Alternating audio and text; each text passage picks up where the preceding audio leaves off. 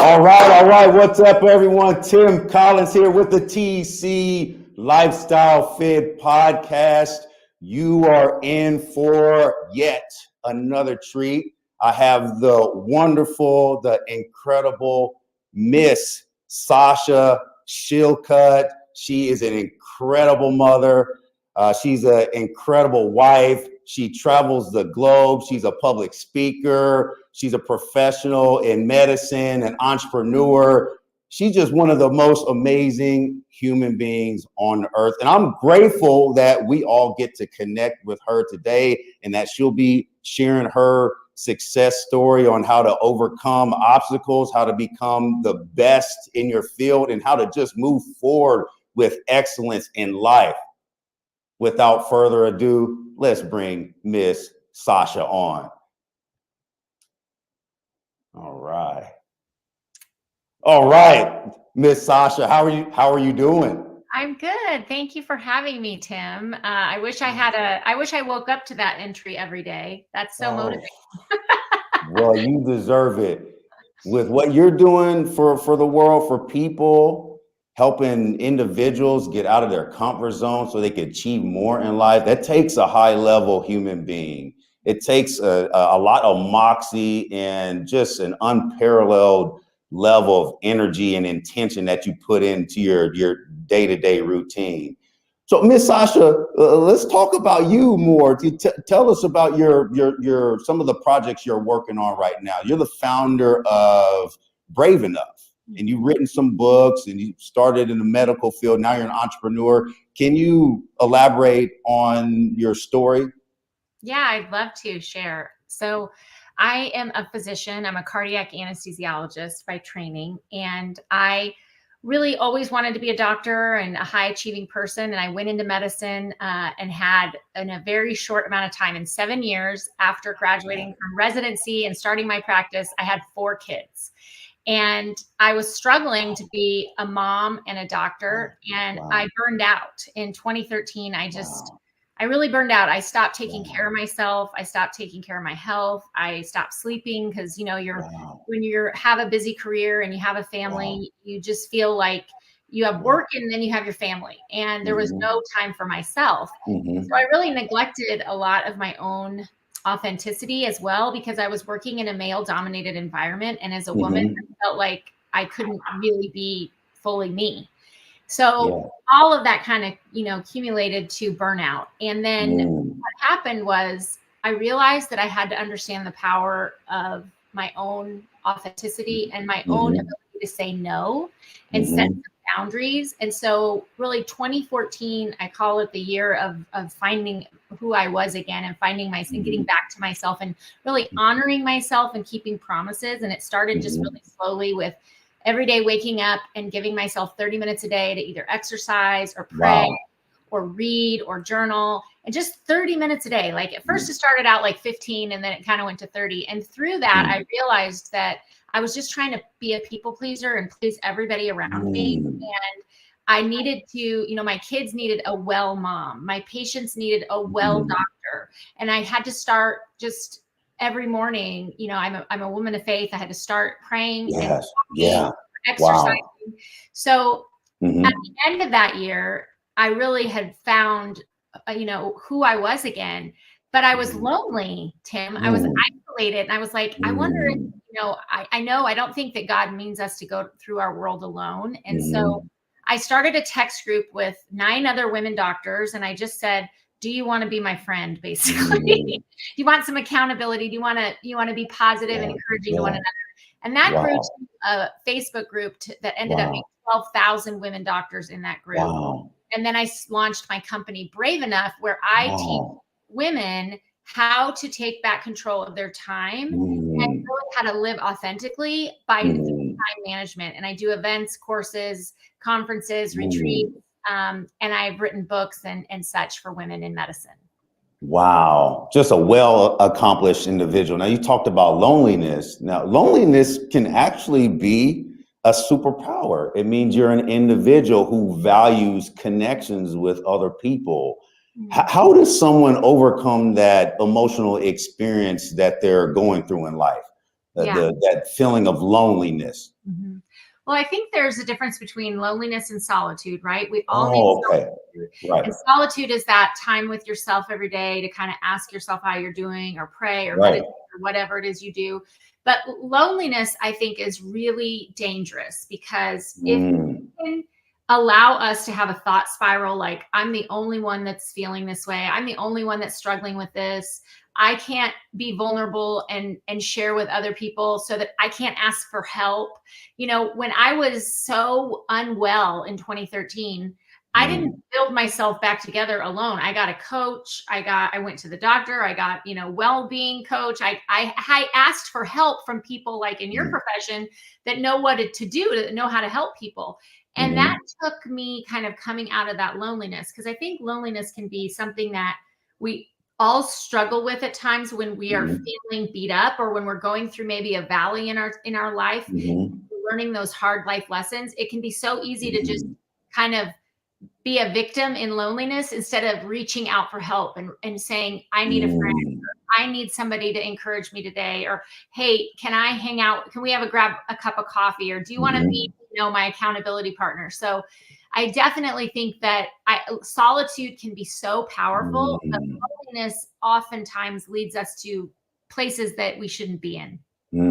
Wow, amazing. Now, you talked about, you spend a significant amount of your professional career practicing medicine.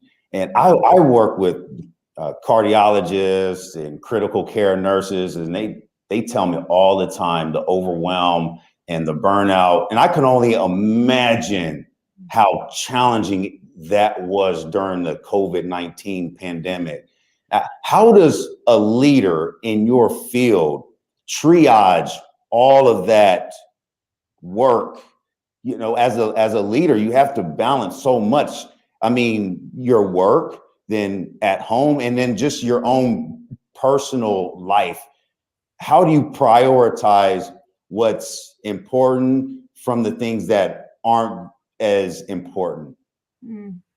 Yeah, that's a great question, Tim. I think when the pandemic hit, I was probably like most people in the healthcare profession. I wanted to do everything I could. I wanted to be there 24/7, and it felt like we were all in it together, like we were almost going to war, right? And then you realize somewhere in that you still have to take care of yourself, and you still have to care of your family, and there's only so much that you can do in your world to affect it. And so I really learned a lot about boundaries and how important boundaries are, so that I stayed well, I didn't burn out, I could keep showing up, and not to get so overwhelmed. There was so much going on in the world. I just kept focusing on what is in front of me. Like, who is this patient that I can take care of? Who is this child that needs me today? Who is my parent that I'm talking to on the phone? Whatever it is, it's so easy to get lost in the world's big problems, right? Feel like overwhelmed in that moment. But I think prioritizing your health and your spiritual relationship, and then just taking care of the people that are in your view, that God has put in your view that day, or that are in your life that day, that's our biggest calling. And not getting caught up or overwhelmed or discouraged by all the massive amount of things that are going on in the world. That's amazing. One of my favorite quotes is Bruce Lee, amazing philosopher. I know he was an awesome martial artist, but he always said this quote, be like water. Which to me, that means be calm and tranquil under tough circumstances. As a human being, you will experience hardships, obstacles, and challenges. And you can't be like a soda pop, when soda, you shake it up, it explodes all over the place and creates this big mess of chaos. How does a person maintain water-like tranquility when they are going through the toughest times or the toughest moments in their life, whether it's at work or at home? I think that it's one thing that you have to do is you really have to ground yourself in those times. And our world is constantly changing. Our stress level can be a 1 at 7 a.m. and a 10 by 8 a.m. Right? Wow. You can't control what happens around us or other people or our environment. And we really have to be people who are grounded. And that to me is just every day, taking I call it my 2 meditation minutes. When I'm going into the doctor's garage in the morning and getting out of my car, I just pause for a minute. I actually put my hands on the steering wheel, because if I don't, I'll just get out and start my day. And I just kind of pause and I ask myself, like, what is it that you are bringing into work today? What is your energy that you bring into work today? What are you stressed about? What do you need to just take a breath and just pause and over to God? And then when I come home at night and I pull in my garage, I do the same thing before I get out of my car and go into my house. Like, what is the energy I'm bringing into my house with my people? What do I need to leave behind for the day? Is there something I can be grateful for right now? I think we don't do that enough. We don't check in with ourselves and really ask ourselves, like, and ground ourselves, because life, as you know, is so chaotic and we just can't predict what's going to happen to us. Wow, that's amazing. I remember listening to one of your TED Talks, and there's a concept you talked about towards the end. There's a story you shared about your son, and you talked about getting on the bus, just get on the bus. Can you elaborate on that perspective? What does that mean, get on the bus? How can we all relate to that idea? I think we've all had times in our life where we have found ourselves feeling immense shame for a mistake, shame that something we wanted didn't work out, or we let other people down, or we let ourselves down. Maybe it's in our personal life, maybe it's in our work life. And I talk about a moment where my son missed a free throw in a school basketball game, and he lost the game. They lost the game. And he called me because he didn't want to ride home on the bus with the team. He wanted me to, and I was there. I could have said, just get in the car. But I said, you got to get on the bus. You have to go get on the bus, and you have to ride with your teammates, and you have to face the shame that you're feeling. This is part of life's lessons, because today it's the free throw, but tomorrow it might be a job, or it might be a relationship or something. And we have to remember that we're human and that we have to learn how to fail forward. And part of that is just getting on the bus. Wow. That reminds me of a concept I learned at the Global Leadership Conference. This was about a couple months ago. One of the speakers was Ryan Leak. You might know who Ryan Leak is. He's on the Bible app. He's a amazing entrepreneur, Christian man. And he was a Division II basketball player, but he decided to go try out for the Phoenix Suns. And to his surprise, they gave him the opportunity. He didn't make the team, but the whole concept was you get a lot further in life by chasing your failures than chasing success. Can you talk about moments in your life where you just went out on faith and decided to chase the hard things and it produced a positive result in your life? Yeah, for sure. So, I would say there's been a couple things. One that comes to mind is my first book. I wanted to write a book and I had no idea what that entailed. And I just thought you just wrote a book and then somebody published it for you. I had no idea, what to do. I'm not an author. That I'm not in that world. I'm in academic medicine. So I wrote this whole book and somebody said, oh, that's not how you do it. You have to have a book proposal. So I spent a year writing this book proposal and I was so excited, Tim. I was like, this is amazing. I've spent a year doing this. And I sent it in. And I got 37 rejections. And wow. And they came fast. Like some of them came, I had like 20 in 24 hours. But over 6 weeks, the rejections got a little spaced out and more spaced out. And then I got one yes. And the one yes I received was because I had all the rejections, I was able to improve the proposal. Because somebody would send it back to me and say, we don't like it.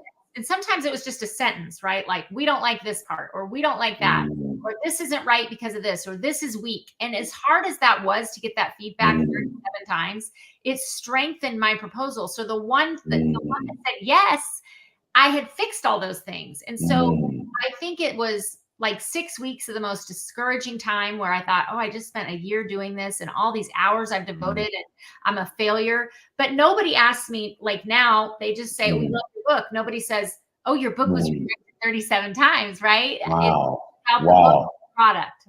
Wow. That's amazing. Rejection. And just a couple days ago, I was at Walmart, picking up some groceries, and there was a young lady standing outside selling Girl Scout cookies. And I was observing her, and she kept going up to, I was just enamored by the bravery. This young 8-year-old girl who is approaching people to sell her Girl Scout cookies. Everyone just kept, no, no, no. Then she finally approached me and said, "Mister, can you buy some of my Girl Scout cookies?" And I just sat there and stared at her. I said, "Of course," because I was just so impressed by her level of stick-to-itiveness. And that's the approach we need to have as entrepreneurs. You will hear far more no's than you will yeses, but that one yes you get, or that second yes, that third, those are incredibly significant. But what's your message to the entrepreneur and just in terms of being brave? That's the concept of your program that you teach to other professionals is be brave. You have to be brave because, there's only one thing that you are meant to do in this world. There's only certain people that only you can reach. And if you're not courageous enough to hear the no's, you're never going to hear the yes. If you're not courageous enough to hear the people that say, "You know what, Sash, your message doesn't resonate with me," that's okay, because it resonates with a couple people that may be life-changing. And as an entrepreneur, I think that it's so encouraging when you get feedback. I see feedback, whether positive or negative, as a gift, because it lets me know who my audience is. It lets me know what I need to do more clear in my messaging. And it really makes me also ask myself, is this worth it? Because as you know, being an entrepreneur, you could work from morning till night, right? It's so easy to get caught up in it. And if we're not having those moments where maybe we get a no, or we get a rejection, or we get or we fail at a business, something, it makes you stop and go, what am I doing? Why am I doing this? What's my why? And really embrace your why. So I would say to those people listening that are entrepreneurs, don't give up. You don't give up. You just rest for a minute. That's what warriors do. They put down their sword, they rest for a minute, and then they go back to the battle, armed with more information, with a better, more clear message, or with a more clear vision of what it is that you are doing with your business. Wow. And I know life is in cycles. There's a time to laugh, there's a time to cry, there's a time to work hard, there's a time to rest, and there's a time for everything. What is your philosophy on quitting? Is there a time to quit and a time to keep going? Can you talk about that? Because when you get started with the new idea or opportunity, do you keep going even when it's hard, or are there moments as you progress through that journey where it's okay to stop and move on to something else? How do we differentiate when it's time to go or time to stay and keep persevering? I think that it all comes back to keeping promises to yourself. Yes, right. And that's why it's so important to understand your mission and vision, because if you don't know your why, you will just go from one thing to the next. You will get caught up in competition. You'll look over here and see what this person's doing, right? If you don't know what it is that Tim Collins does, or what Sasha Shillcutt is meant to do, that allows you to actually quit things. Because if you're doing something that's not in line with your mission, maybe it's going to feel icky, and you're going to know it's time to quit. And there's also growth. I think this also happens with people in our lives. There's times where maybe we're really close to an individual for a number of years, and maybe it's a friend or a colleague, and it's like seasons in sports. Like for that season, this was the team, right? But it's not like we take every player gets rostered in our life the next year, and it doesn't mean we have to say that was a terrible season. That might have been a winning season, but what is the season that we're in now? What does your business need? What do you need? and who are you going to roster in this season? Not saying that this other season wasn't great and you can have good memories, but who are you moving on with in this season? Can you talk about one of the toughest decisions you had to make as a mother, as a wife, as an entrepreneur that impacted your clients and your family? Yeah. So I, in the middle of 2020, I actually, before the pandemic, before 2020, right? And at the end of 2019, I had this huge Facebook group, like 12,000 doctors in this Facebook group. And it was becoming more and more challenging to moderate it, to keep it positive, to keep it from being negative, or people, you know, how people are on social media. Sometimes people act in ways on social media they would never act face to face, right? Right. Yeah. I started spending up to an hour, sometimes an hour and a half a day moderating this group. And it was all volunteer. I was doing it because I told myself, I have to do this. Only I can do this. Nobody else can do the group. And it was really feeding my ego as well and getting me to an unhealthy place where I was like pretty much under the auspice of this group that was controlling me. And then when the pandemic hit and we had so much social injustice that year, people were just so angry and upset and grieving. People were losing their family members. They were suffering. I mean, our world was suffering. And the group became even more difficult. You know, I would go in and post something positive and they would say, well, you're a Cinderella. You're not even understanding what's going on in the world. Or I would then I would post something more, you know, neutral or empathetic. And it would be, you're not being positive. It was like, I realized that I was starting to perform in my own group and not being me, that I was like afraid to post. And I was, you know, oh, should I say this? Should I say this? And it just felt totally inauthentic. So I knew I had to shut it down. I knew I needed to step away from this. It was taking an hour and a half of my day, plus I'd be at dinner and my phone would be blowing up and my kids were like, you're always on your phone. You're not paying attention to us. So I shut the group down in 2021. And Tim, I got hate mail. I got death threats. I got lawsuits coming at me just for shutting down a Facebook group. It was a Facebook group. Come on now. And I think it was, oh my goodness, people were just so angry and hurt because of everything going on. I think it was just like projection, 95% of it. But it was the most difficult 2 months of my career and my life, quite frankly. You know, I had teenagers, they were on social media, so they could see what people were saying about me. And they were coming home and saying, Mom, why is this person saying this about you, that you know, shut this group down and hurt all these women? And I was like, I just couldn't do it anymore. And I knew that I needed to do this for my own growth and my own health. And I had to distance myself.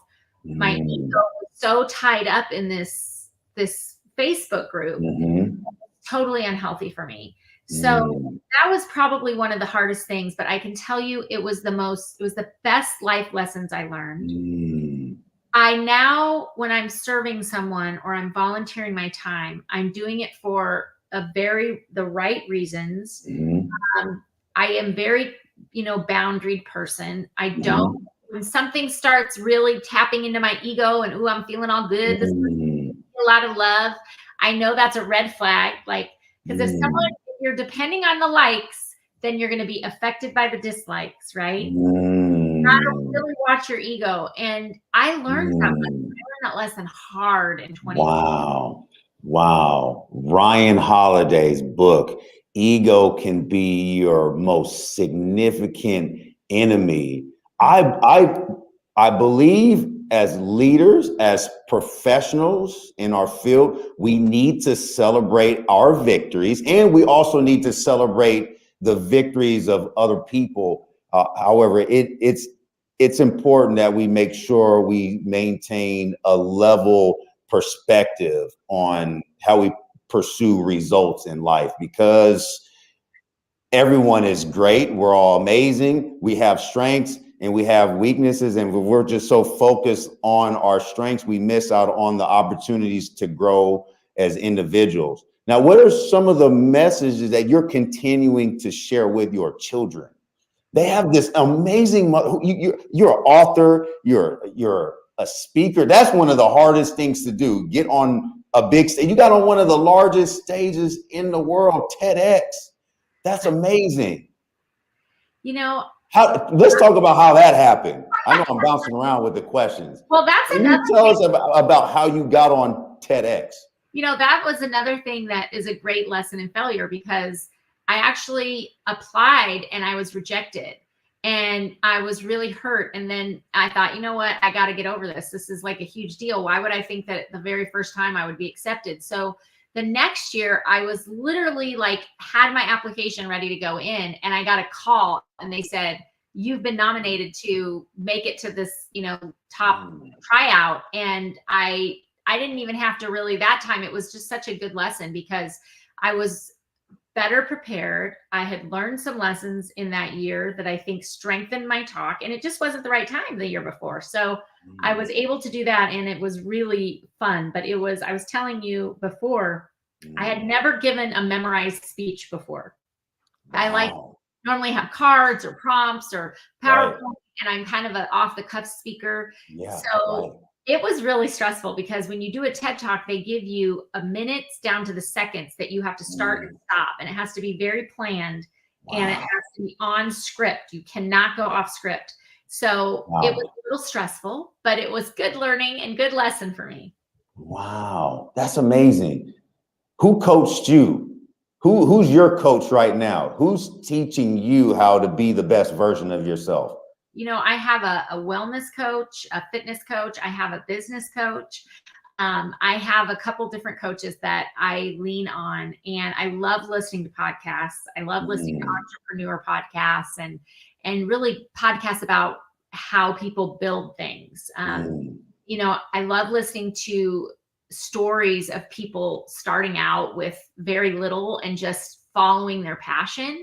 And if you listen to, even if you watch, like, I don't know if you've ever watched the show Chef's Table on Netflix, but I haven't watched that yet.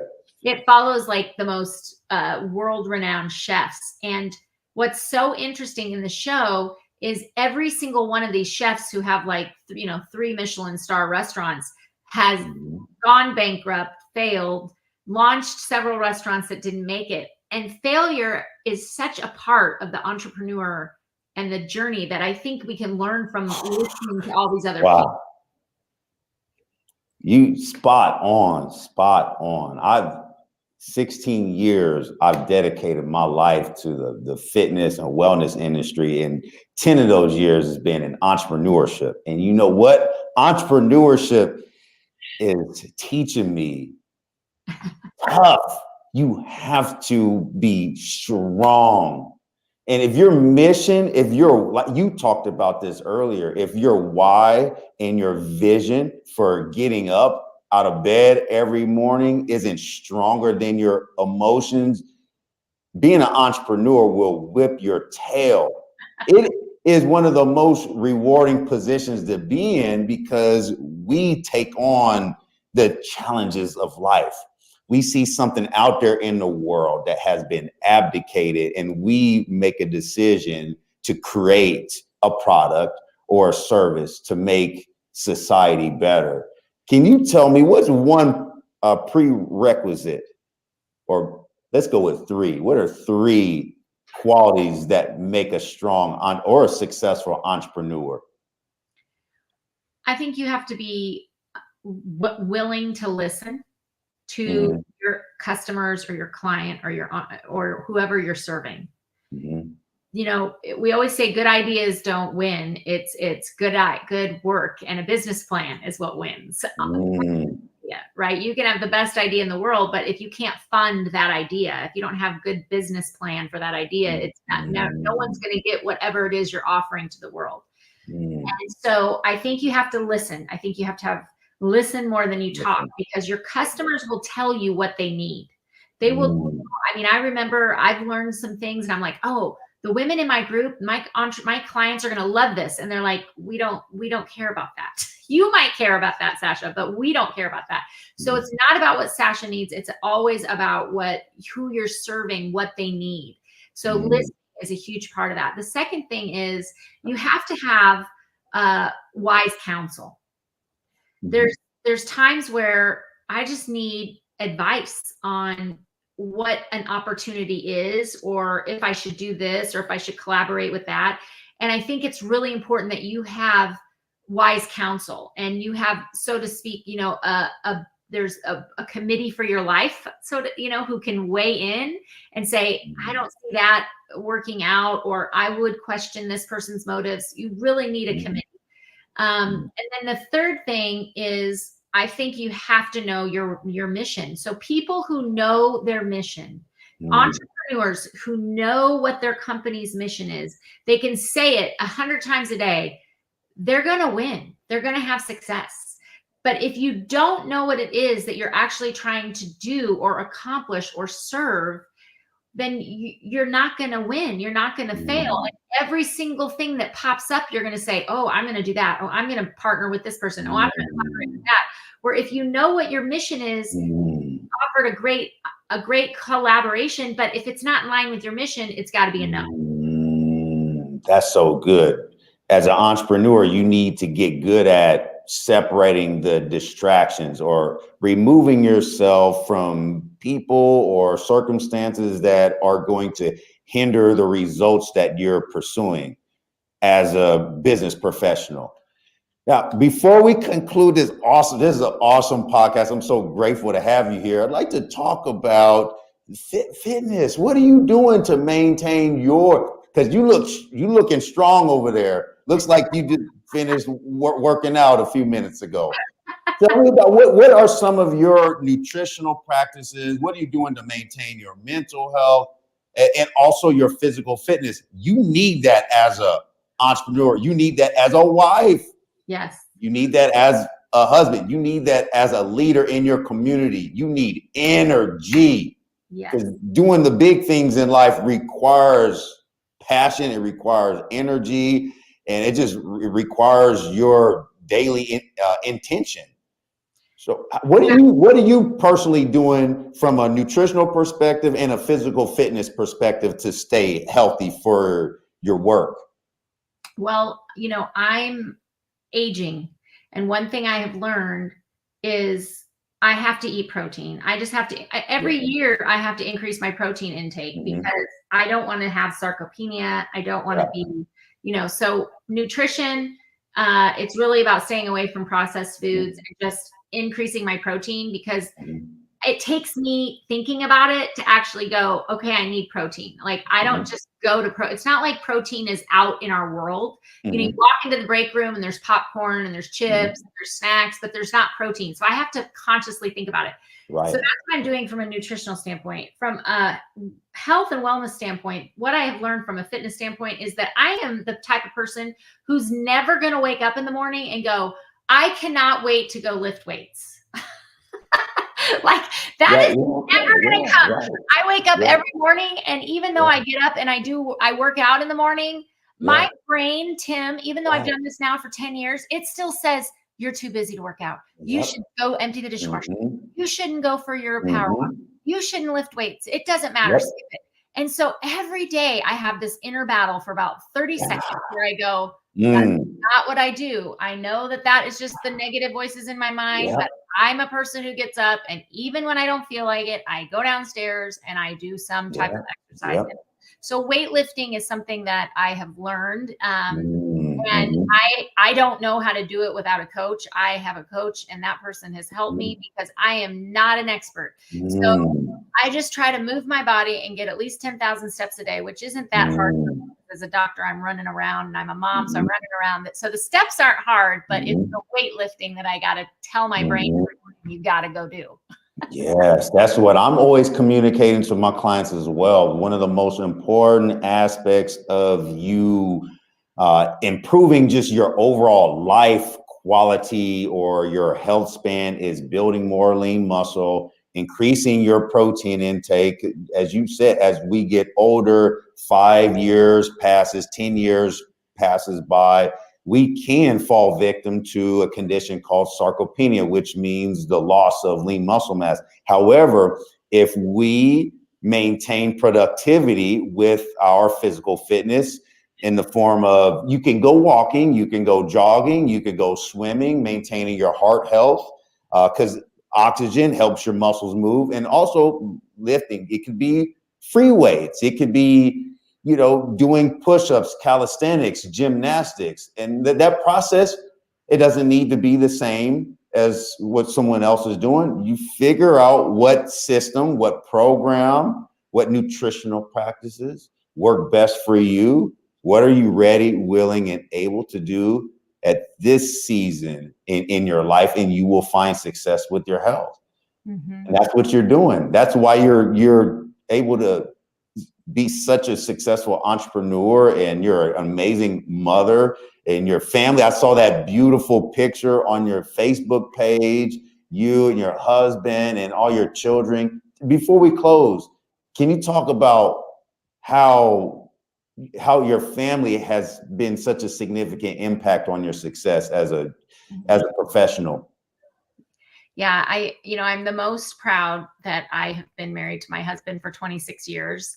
And wow, 26 years, that's amazing. And that's like my biggest accomplishment, because I think marriage is really hard. And so I think I'm real committed to that. And so is he, thankfully. Give us a tip. Give us one tip. My wife and I, we're approaching year 17. Wow. We're approaching year, not 26. Well, we're approaching year.